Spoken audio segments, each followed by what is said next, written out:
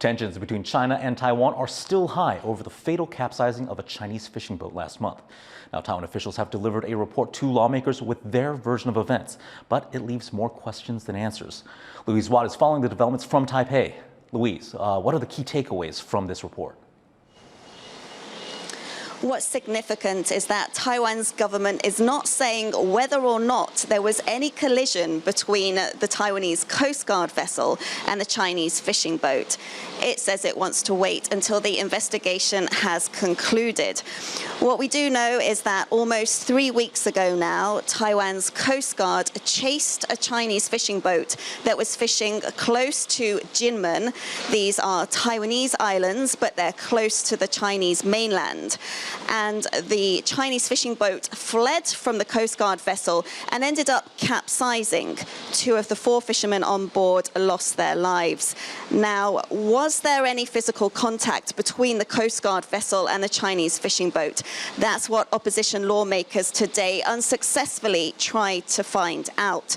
They also seized on the fact that there was no recording by the Coast Guard personnel of the incident. The authorities say that's because the Coast Guard personnel were too busy, too preoccupied, trying to maintain the balance of the boat to pick up a camera and film.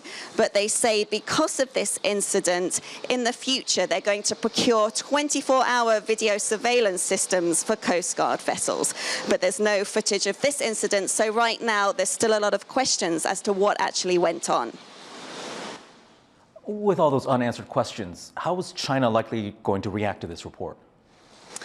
The Taiwanese Coast Guard and representatives from China have been holding several rounds of talks in Kinmen. The talks keep breaking down. Yesterday, it was the 15th meeting between the two sides. They're discussing issues such as should Taiwan pay compensation to the relatives of the fishermen.